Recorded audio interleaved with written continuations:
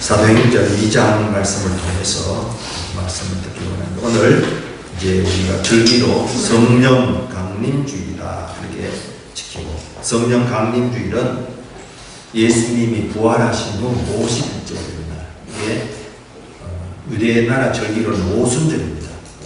오순절은 뭔가면 하나님 앞에 첫 수확, 그 당시 우리와는 거기가 기후가 다르기 때문에 첫 수확을 보리, 밀 이런 것들을 이제 거두는데, 첫 수확을 거두는 그 절기 때 교회가 세워지고 성령이 강림하는 사건을 우리가 성령을 통해서 보게 됩니다. 오늘 본문 말씀을 보게 되면 오순절 날이 이미 이르렀다. 오순절. 그리고 예수님이 부활하신 후에 40일 동안 나타나셨어요. 그때 나타나신 것은 예수님이 십자가 지기 전에는 뭔가 하면 제자들과 24시간 같이 활동했습니다. 제자들이 집을 다 떠나고 함께 했는데, 예수님이 부활하신 후는 제자들과 24시간 같이 있지 않고 꼭 필요할 때만 나타났어요. 언제 나타났느냐? 예수님이 죽었는데 돌아가셨는데 살았다는 얘기가 들리는데 어떻게 된 거냐? 그래서 그들이 예수님 얘기를 하면서 길을 갈 때 만나고, 또 예수님 얘기를 하면서 모여있고, 그럴 때 예수님께서 나타나셔서 너희에게 평강이 있을지어다. 뭐 있을지어다? 함께하던 예수님이 떠나갔으니까 얼마나 두렵겠어요. 염려도 많고, 또 어떻게 되나 우리는. 그리고 그들이 또 예수님이 부활하신 거는 봤는데 계속 같이 안 계시니까 우리는 이제 먹고 살 건 어떻게 되느냐. 이래서 제자들이 보면 바닷가에 고기 잡으러 갔어요. 밤새 그 고기를 잡았는데 고기 한 마리도 못 잡았어요. 그런데 예수님께서 그곳에 찾아오셔서 너희에게 고기가 있느냐 물었어요. 그러니까 밤새도록 예수님도 그들이 수고하는 끝에 함께 계신 거죠. 그래, 고기 없습니다. 그러니까 한 마리도 못 잡았습니다. 그러니까 오른편에 그물을 던지라.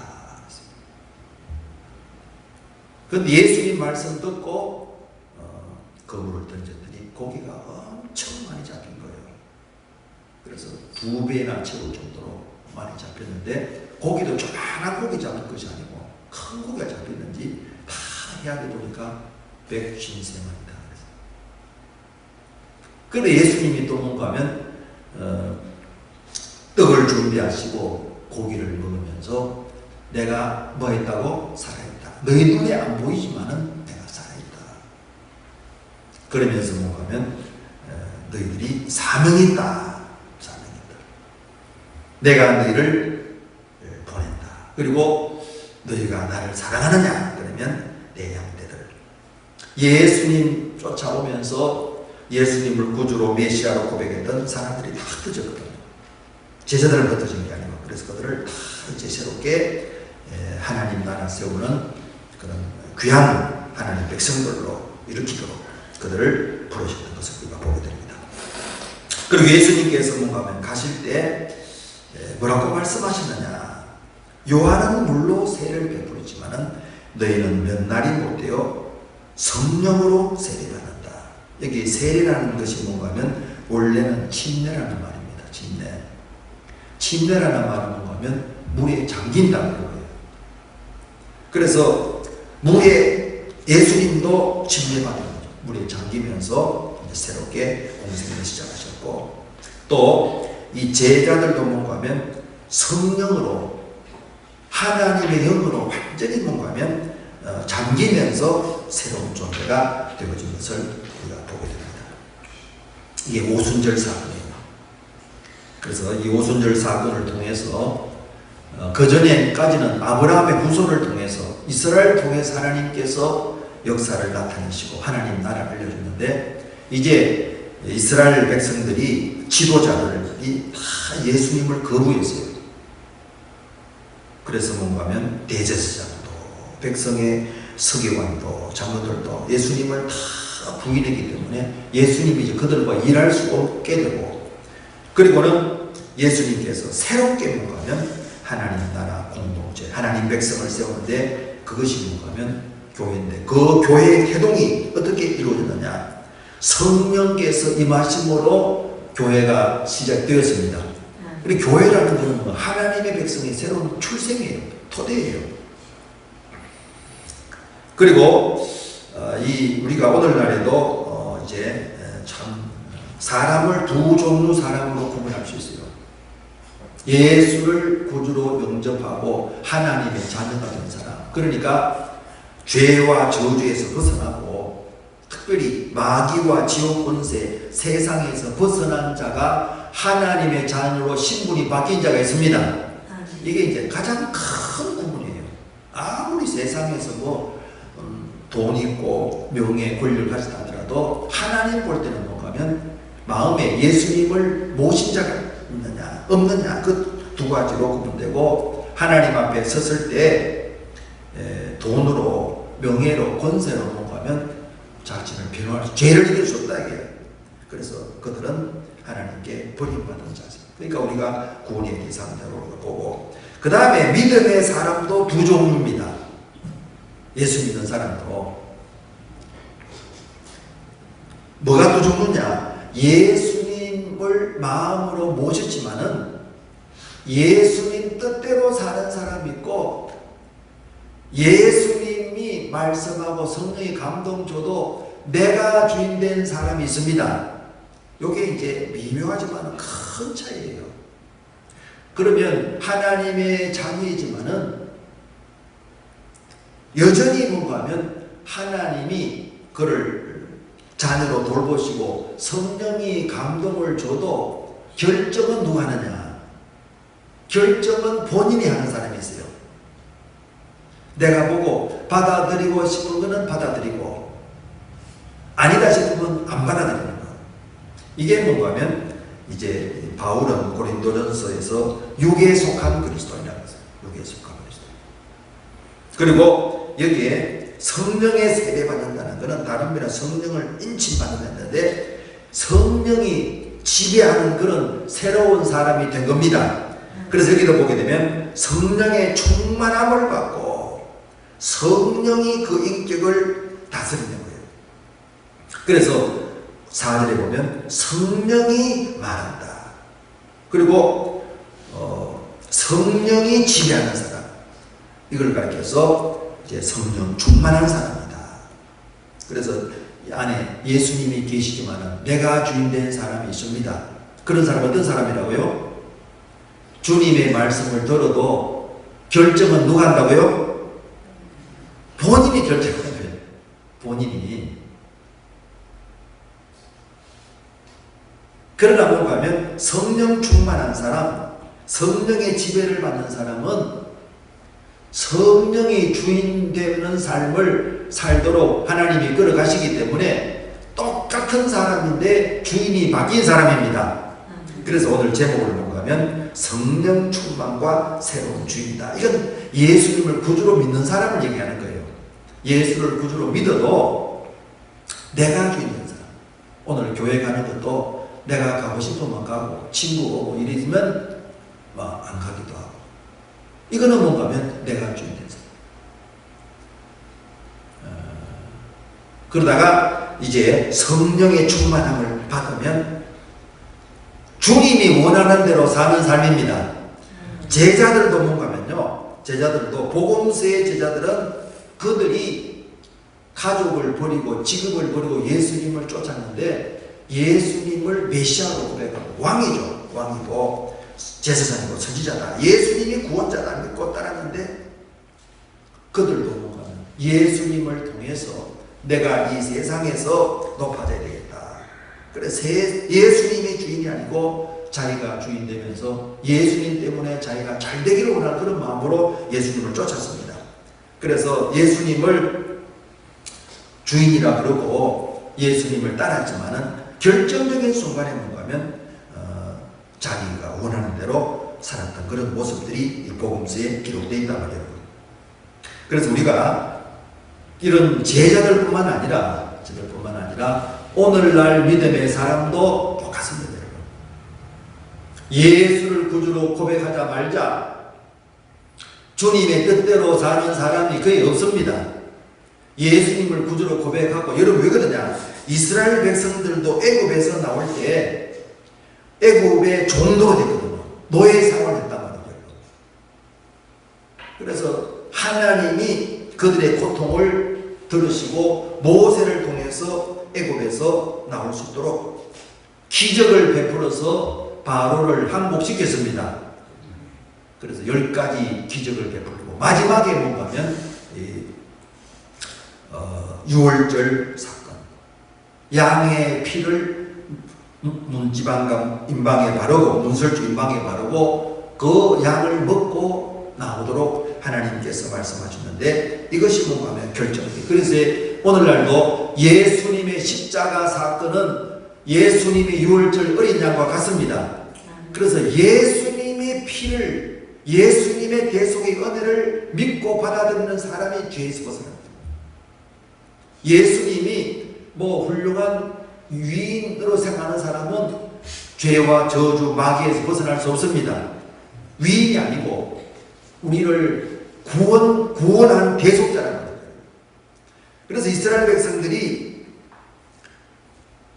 유월절 의식을 치르고, 그리고는 완전히 이 바로가 항복하고 이스라엘 백성들을 이제 애굽에서 나오도록 가도 좋다 했단 말이죠. 그런데 그들이 나와서 갈 곳은 이 약속의 땅 가나안인데, 그러면 애굽에서 나오자마자 이 약속의 땅에 가느냐? 아니거든요. 그들이 어디를 거쳤느냐? 광야를 거치게 된다니까. 광야. 그리고 광야에서 뭔가 여러 가지 어려움을 만났어요. 제일 기본이 사람이 먹고 사는 건데, 마실 물, 또 음식. 하나님이 뭔가 하면 물도 허락해 주시고 또 먹을 것도 만나도 하나님이 허락해 주셨습니다. 그래서 이게 신앙생활을 하면서 하나님을 의지하도록 훈련시키는 거예요. 그래서 광야에서 물이 떨어지기도 하고 또 물을 만났는데 선물이어서 먹지도 못하고, 그런 걸 전부 주님께서 모세를 통해서 해결해 주시고, 그리고 또 병, 불뱀에 물리기도 하고 또 치료해 주시고, 적군과 전쟁도 치료하고 여러 가지 하면서 뭔가 하면 하나님을 의지하도록 만들고, 그리고 하나님께서 이제 애굽에서 나온 사람은 애굽의 방식에서 사는 것이 아니라 하나님의 백성이기 때문에 하나님의 말씀을 허락해 주셨습니다. 너희들은 이제 애굽의 방식이 아니라 하나님의 말씀을 듣고 하나님 나라 세울 백성이다. 그래서 그들에게 십계명을 주시고 여러 가지 계명을 주셨습니다. 그리고는 너희들이 이 애굽에서 나왔던 그걸로는 뭔가 하면 세상을 이길 수 없다. 세상, 죄를 이길 수 없다. 그들이 애굽에서 나와도 뭔가 하면 이 가나안 땅을 정복해야 되는데 거기에 7 족속이 살고 있는 땅이었어요. 그러니까 하나님을 철저히 의지한다는 것은 말씀대로 살고 죄를, 잘못된 습관을 벗어나는 건데, 이거 하지 않고서는 가도 뭔가 하면 가나안 땅을 점령할 수 없단 말이죠. 그러니까 애굽에서 구원받은 백성들에게 말씀을 주시고 또 제사제도, 성막제도를 허락하면서 습관, 잘못된 습관을 전부 고치도록 회개의 길을 열어주시고 죄를 속하는 길을 열어주시는 것을 우리가 보게 됩니다. 그래서 우리가 예수를 구주로 믿는 이런 신분이 변화된 하나님의 사람도 이 땅에서 이 세상의 흐름, 죄의 흐름을 이기기 위해서는 말씀으로 무장해야 됩니다. 그래서 반드시 뭔가 하면 택함받고 구원받은 사람도 말씀을 먹어야 돼요. 그 다음에는 뭔가 하면 이스라엘 백성들이 광야 성막에서 죄를 사하는 번제, 그 다음에 속죄제, 속건제, 화목제, 이런 5 제사를 뭔가 하면 드리듯이 제사제들을 통해서 죄를 속하고 허물을 용서받고, 그 다음에 하나님과 사람 화목하는 것, 소재, 감사하는 것, 이걸 훈련시키고, 그래야 뭔가 하면 우리가 이 세상 속에 살면서 가정을 하나님 나라로 만들 수 있습니다. 교회가 하나님 뜻대로 움직이게 되는 그런 교회가 된단 말이죠.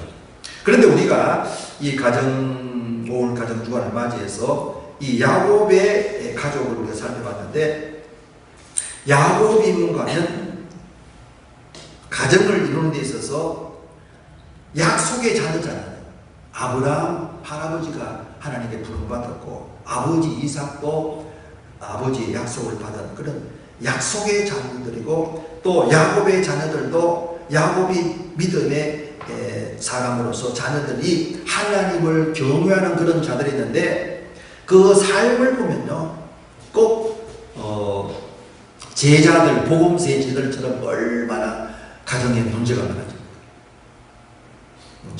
자식들이 서로 시기질투하고, 동생을 누구 하면 죽이려고 그러다가 팔아먹고, 아버지 속이고, 이런 걸 살았는데, 그러다가 뭔가 하면 하나님께서 역사하셔서 그 가정이 이 요셉을 통해서 그 가정이 완전히 새로워집니다. 죄를 고백하고 용서해주고 용서하고 하면서 야곱의 가정이, 이게 뭔가 하면 오늘날 성령 충만한 교회처럼, 가정처럼 변화가 일어났습니다. 그래서 예수님께서 이 땅에 오셔서 하신 말씀이 있어요. 내가 너희를 사랑같이 너희도 서로 사랑하라. 이게 새 계명이 된다는 거예요. 그래서 야곱의 가정이 뭔가 하면 많은 우여곡절이 있었지만은 그들이 죄를 깨닫고 회개하고 용서해주고 용서받으면서 그 12지파를 이루고 하나님 나라를 세울 수 있는 좋은 가정을 이루고, 제자들도 마찬가지예요. 제자들도, 복음서의 제자들은 서로 누가 높으냐 그러면서 서로 시기하고 경쟁했는데, 성령의 능력을 힘입고 성령 세례를 받으면서 완전히 뭔가 하면 예수가 그리스도됨을 전가하는 복음의 사자들로 변화되었습니다. 그래서 오늘날도 신앙생활 하면서 왜 우리가 성령으로 충만하고 성령의 세례를 받아야 되느냐, 예수를 믿은 믿음의 가정이라 하더라도 뭔가 하면 그 가정에 주님이 주인 되시고 서로 사랑한다는 것은 서로 섬기는 거거든요. 부부 간에도 그렇고 부모 자식 간에도 그렇고, 예수님의 그 힘과 지혜로 섬기는 복된 가정을 하나님이 이루기를 원하십니다. 그런데 보면 그렇지 못한 경우가 많거든요. 그래서 성령 세례, 성령 충만, 그래서 성령의 말하게 하심을 따라 다른 언어들로 말하기를 시작했더라. 이게 이제 교회가 시작된 것이고 하나님의 백성의 아름다운 모습입니다. 그래서 우리도 이런 부분을 늘 마음에 두는데, 그러면 어떻게 해서 이들이 성령 충만해지게 되느냐? 여러분도 부부간에도 그렇고 가정에도 그렇고 서로 사랑하고 얼마나 좋습니까? 서로 주님 안에서 서로 섬기고 용서해주고 용서받고, 부부간에 부모 자식간에, 이게 하나님 원한다. 그러면 어떻게 해서 이게 가능해지는가 하면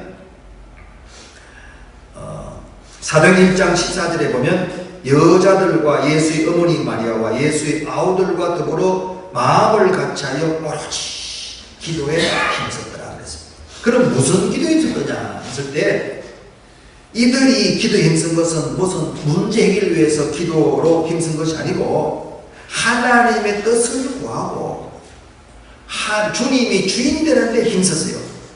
그 모습이 뭔가 하면 사도행전 1장 22절에 보게 되면 이들이 마음에 원하는 것은 예수님이 부활하셨다, 예수님이 십자가 지어서 죄 해결하고 예수님이 부활하셔서 예수님이 우리의 구원자다, 메시아라는 것을 전할 사람을 세우기를 그렇게 원했어요.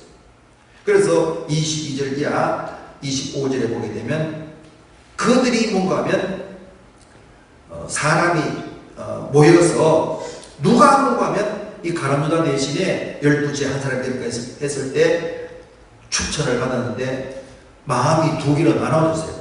어떤 사람은 바사바, 유스도라는 사람, 한 사람은 뭔가 하면 마띠아. 그게 두 사람, 마띠아와 요셉, 유스도 또 바사바, 이 사람은 또 별명도 많았어요. 그래서 이 둘을 두고 투표한 게 아니에요. 투표. 다소결 합시다. 이게 아니고 그들이 뭐 했는지 24절에 보면 무사람의 마음을 아시는 주여 이 두 사람 중에 누가 주님께 택하신 바 되어서 봉사와 및 사도의 직무를 대신할 자인가를 보이시옵소서. 유다는 이 직무를 버리고 제 곳으로 갔습니다 하다니까. 이들이 원하는 것은 뭔가 하면 주님의 뜻대로 살기를 원하는 겁니다, 여러분. 그래서 우리가 구원받은 하나님의 자녀가 부부 간에도 그렇고 부모와 자식 간에도 그렇고 교회 생활도 그렇고 이 마음의 소원이 뭔가 하면 하나님의 뜻대로 주님이 원하는 대로 살기 원하는 마음이 중요합니다.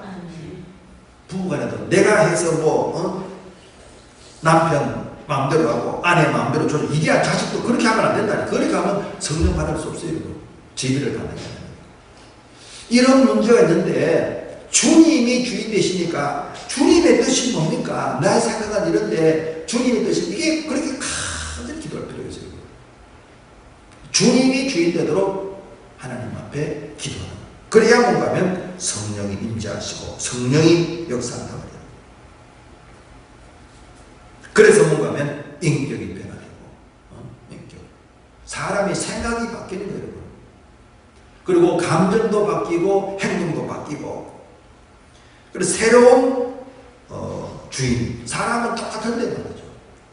생각이 달라지고 감정층도 달라지고 행동도 달라진다 이거예요. 이게 성령 충만, 성령 지배를 받는 거다.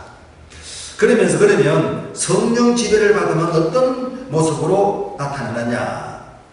이게 2장 42절 이하에 보면 나왔는데 사도의 가르침을 받아 교자로. 그러니까 말씀 듣기를 원하는 여러분.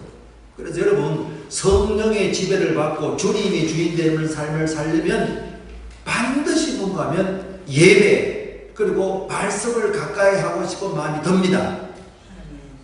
마음에 말씀을 자꾸 가까이 하고 싶다니까. 그리고 하나님 알고자 하는 마음이 생기고. 그래서 이들이 뭔가 하면 가르침을 받고 말씀 듣기를 소원하고 떡을 떼고, 이거는 뭔가 하면 성찬식이죠. 예배를 사모하고. 성령 충만 바라는 사람이 예배를 사모하지 않는 사람이 성령 충만할 수가 없어요, 여러분. 예배 드리기를 기뻐하고, 그리고 말씀 보는 걸 귀여워요.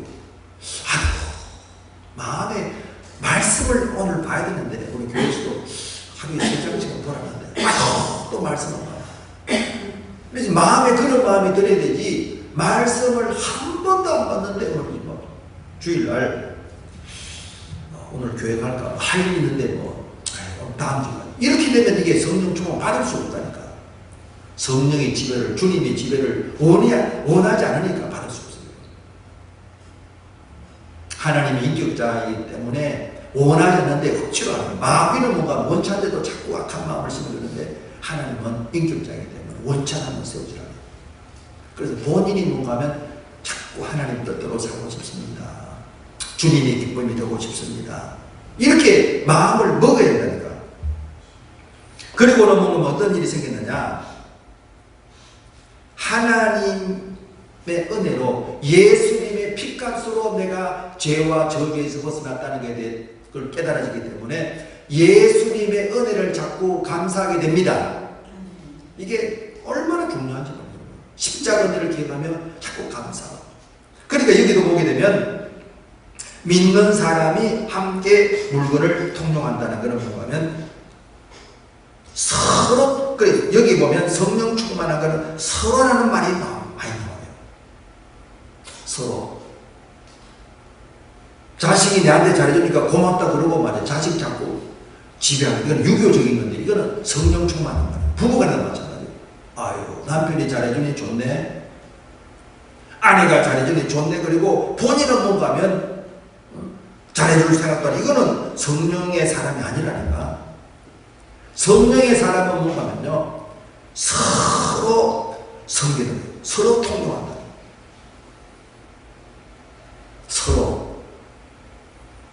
이게 뭔가 하면 주님이 원하시는 가정이고 교회고 사회입니다. 하나님. 이 하나님 나라라니까. 하나님 나라. 그래서 내가 너희를 사랑한 것처럼 이 주님의 사랑을 깨닫는 게 굉장히 중요해요. 십자가를 통해서 그걸 깨닫게 되고. 그리고 사람 관계에 있어서도 서로 이렇게 섬기려고 그러고. 어떤 사람은 재산과 소유를 팔아가지고 필요를 따라서 자꾸 나눠주고. 사람이 바뀌었다 이거예요. 생각이 바뀐 거예요. 안 그러면 대접받는 거는 좋은데 대접하는 거는 귀찮잖아요, 여러분. 남이 잘해주는 거는 좋은데 내가 남에 잘해주는 거는 싫다는 거, 이거는 성령의 사랑이 아니라니까. 성령은 뭐냐면요, 하나님의 영의 지배를 받는 사람은 서로 각 사람의 필요를 따라 서로 섬기는 그런 공동체가 되고. 그래서 뭔가 하면 47절에 보면 하나님을 찬양하고 예배 드리기를 기뻐하고. 나 같은 죄인을 용서해 주신 주님의 은혜 너무 감사해서 시간 나면 뭔가 하면 하나님 앞에 예배 드리는 것, 물론 텔레비 보는 것이 예전엔 좋았는데, 친구 만나는 게 좋았는데, 이제는 뭔가 하면 하나님께 예배 드리는 게 좋아지는 겁니다. 이게 뭔가 하면 하나님 은혜를 깨달은 증거예요. 하나님. 그리고는 뭔가 하면 온 백성에게 칭송. 안 믿는 사람도 좋아하는 거예요. 왜? 은혜 받은 사람이 주님의 사랑으로 남을 자꾸 받아들이고 칭찬해 주니까, 섬겨주니까 세상 사람들을 좋아하는 거예요.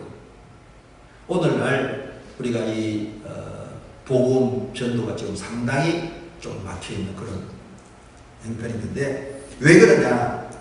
예수 믿는 사람이 성령 충만의 은혜를 통해서 하나님 내 어떤 죄 문제, 가난의 문제, 질병 문제 해결되기를 원합니다.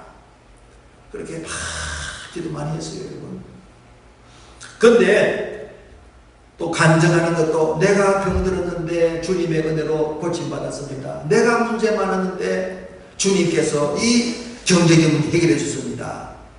그런 걸 굉장히 소중히 했습니다. 그래서 내가 참 복을 많이 받았습니다. 이런 간증을 많이 했는데 성경에 보면 그게 뭔가 한계가 있다니까. 너 복 받은 거하고 나도 뭔 상관이냐 이런 거니까. 그래서 믿음의 사람의 가정에서도 여러분 보세요. 형제들 중에 믿는 사람도 있고 안 믿는 사람이 있을 거 아니에요. 그리고 안 믿는 사람들이 뭔가 믿는 사람에 대해서 좋게 생각이 드는데, 안 믿는 형제들이 예수 믿는 사람이 어떻게 저렇게 안 믿는 나보다 더 가족과 부모 생각하는구나, 이런 게 집안 생각하는 게 이렇게 소홀하느냐, 이렇게 생각하는 게 굉장히 많아요, 여러분. 이거는 뭔가 하면 주님이 주인 되시고 주님의 생명과 사랑이 덜 흘러넘쳐나는 증거라고 봐야 됩니다. 그래서 할 수 있는 대로 뭔가 하면 우리가 하나님께 영광 돌리고, 또 안 믿는 온 백성에게 칭송을 받는다.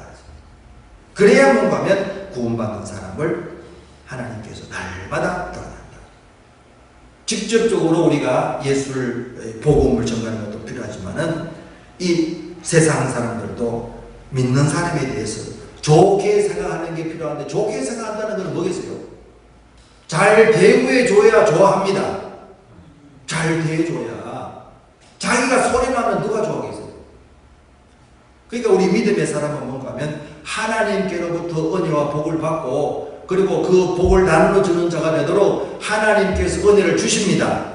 그래서 성경에 보게 되면 많은 병을 고친 사건이 기록되어 있고, 또 먹을 거 없는 사람들 먹게 만드는 것도 굉장히 많이 나온다니까. 가난한 자를 부유케 하시는 것, 병든 자를 고치시는 예수님의 사건이 많이 기록되어 있습니다. 그래서 오늘날도 뭔가 하면 하나님은 믿음의 사람을 통해서 일을 하길 원하십니다. 그래서 우리가 늘 하나님은 복을 주는, 여러분 사람이 복을 주는 거 아니고 하나님은 복을 준다고 그래요. 그래서 우리가 하나님을 가까이 하는 게 복입니다. 만 가지 은혜와 복을 주다 여러분. 하나님은 우리에게 모든 걸 주기를 원하는 분이라는 것을 늘 마음에 두고, 그래서 우리가 특별히 예수를 믿는 사람이라면 이제는 뭔가 하면 예수님이 지배하고 성령 충만한 삶 살도록 하나님도 원하시고 저희들도 원하고 있습니다. 그리고 원하려고 그러면 여기 있는 대로 여러분 반드시 주님 뜻대로 늘 마음에 말이죠. 여러분 주님 뜻대로 살고 싶습니다. 너로 말미암아 천하 만민의 복을 받는다는데, 나 때문에 하나님이여 가정이 복을 받고 자녀도 복을 받고 부모도 복을 받고 서로 이런 마음을 가져야 됩니다. 나 때문에 믿음의 사람들 좋아집니다. 그렇게 우리 생각하고 주님의 은혜를 사모하고 바라보고, 그러면 뭔가 하면 이게 새로운 역사가 일어나게 되고, 또 구원의 역사가 주께서 구원받는 사람을 날마다 나타나있어요. 그래서 가정이 복음화 되고 또 이웃도 복음화 되고 그런 역사를 우리가 늘 기대하면서 주여 내 생명이 예수의 생명이 나로 말미암아 흘러넘치게 하라고 늘 기도하고, 하나님의 나라는 의와 평강과 희락이라고 말씀하셨습니다. 그래서 성령으로 내 힘으로 할 수 없어요. 하나님은 우리에게 은혜를 주시구나. 우리는 은혜를 받고 그 일을 감당한단 말이에요. 그래서 성령 강림주의를 맞이해서 하나님이 우리를 도와주고 계십니다. 말할 수 없는 단식으로 기도하는 것이에요. 로마서 8장에 보면 우리가 하나님의 사람으로 새롭게 되기를 바라고, 복이 되고 영광이 되는 예수의 사람으로 주와 동행하면서 주님의 사랑을 깨닫고 주의 사랑을 공급하는 축복의 사람 되시기를 주의 이름으로 축원합니다. 우리 전 함께 기도하는 시간 가지십시다. 아버지는 아들을 주셨습니다. 예수님은 날 위해 몸찢어 피 흘려 생명 주셨습니다. 그 사랑을 더 깊이 알도록 지혜와 계시를 부어주시고, 나도 주님 뜻대로 살고자 하는 마음이 점점 자라고 성장하는 데서 나도 복을 받고 가족과 이웃들에게도 복이 되는 사람들 주여 기도하겠습니다. 주여